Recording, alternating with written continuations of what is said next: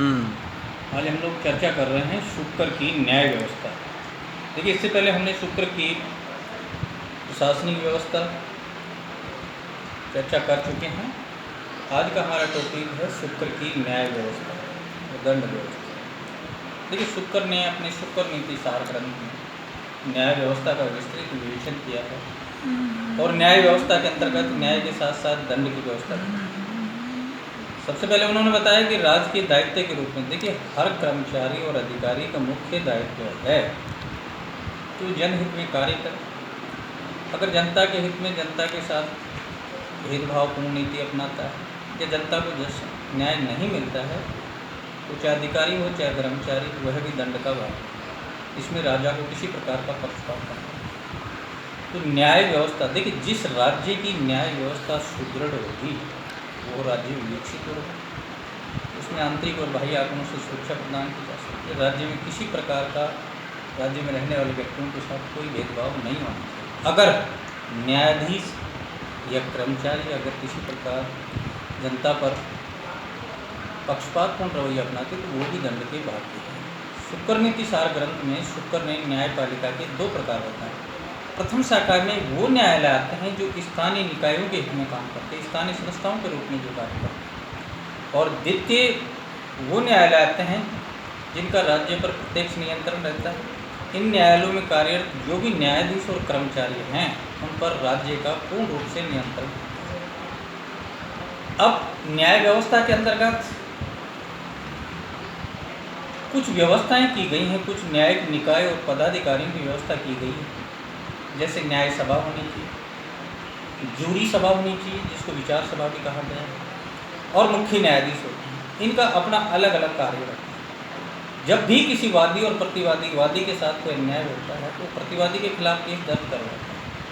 तो इसके लिए वो न्याय सभा में जा सकता है, जूरी में जा सकता है, और जूरी के अंतर्गत ज़्यादातर न्यायाधीश जो न्याय के बारे में जानते हैं, जो धर्म और नीति के जानकार व्यक्तियों को सम्मिलित किया गया है। अब न्यायालय में एक कार्मिक वर्ग भी होता है, जो कर्मचारी होते हैं। उनको वादी और प्रतिवादी, जो वादी द्वारा अगर कोई प्रार्थना दायर की गई है प्रतिवादी के खिलाफ, उसकी प्रार्थना को ध्यान से सुनकर साक्ष्यों के आधार पर न्याय व्यवस्था की कल्पना की गई, न्याय व्यवस्था की व्यवस्था की गई। अगर न्यायाधीश वादी और प्रतिवादी की प्रार्थना को ध्यान से नहीं सुनता है तो वह भी दंड का भागी है। और कर्मचारियों का मुख्य दायित्व है कि वो जनता के साथ बहुत ही अच्छा व्यवहार करें, उसमें किसी प्रकार का भेदभाव न करें।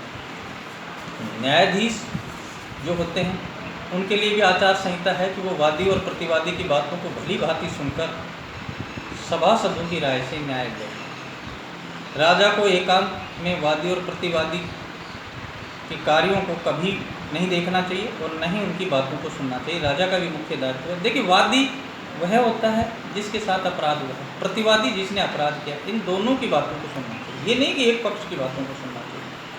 सभा को न्याय करते समय अपने कर्तव्यों का समुचित पर न्याय सभा है उसको अपने दायित्वों का पूर्ण पालन करना चाहिए। न्यायिक प्रक्रिया के समय राजा अथवा न्यायाधीश को वादी के प्रति सम्मानपूर्वक व्यवहार करना चाहिए, उसको भयमुक्त रहना चाहिए। वादी को भयमुक्त और आश्वस्त बनाए रखना चाहिए हमेशा।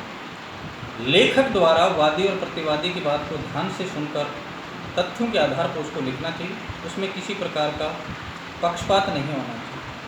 न्याय व्यवस्था के सदस्यों द्वारा वादी और प्रतिवादी की बात को ध्यानपूर्वक सुनकर और साक्ष्यों के आधार पर न्याय की समुचित व्यवस्था करनी चाहिए, उसको भी किसी प्रकार का पक्षपात नहीं करना चाहिए। सभासदों को हमेशा अपनी बात को सत्य रूप में कहनी चाहिए। वादों का निर्णय प्रमाण विधि के साक्ष्यों के आधार पर होना चाहिए, उसमें किसी प्रकार का भेदभाव, यानी कि हम जो निष्कर्ष आप लोगों को बता रहे हैं उसमें न्यायाधीशों के लिए आचार संहिता है कि वादी और प्रतिवादी की प्रार्थना को बातों को ध्यानपूर्वक सुनें, वादी को भयमुक्त रखा जाना चाहिए। न्याय सभा में कार्यरत न्यायाधीशों को किसी प्रकार का पक्षपातपूर्ण रवैया नहीं अपनाना चाहिए। प्रतिवादी और वादी की साक्ष्य के आधार पर ही उनका न्याय होना चाहिए। और लेखक का मुख्य दायित्व है कि जो बात जैसी कही गई है उसी आधार पर उसको नोट किया जाए, उसमें किसी प्रकार का कोई भेदभाव नहीं किया जाना चाहिए, उसमें तथ्यों के साथ किसी प्रकार का कोई छेड़खानी नहीं की जाए, तभी न्याय व्यवस्था सुचारू रूप से प्रदान की जा सकती है। और अगर इसमें किसी प्रकार का भेदभाव होता है तो वो खुद भी दंड का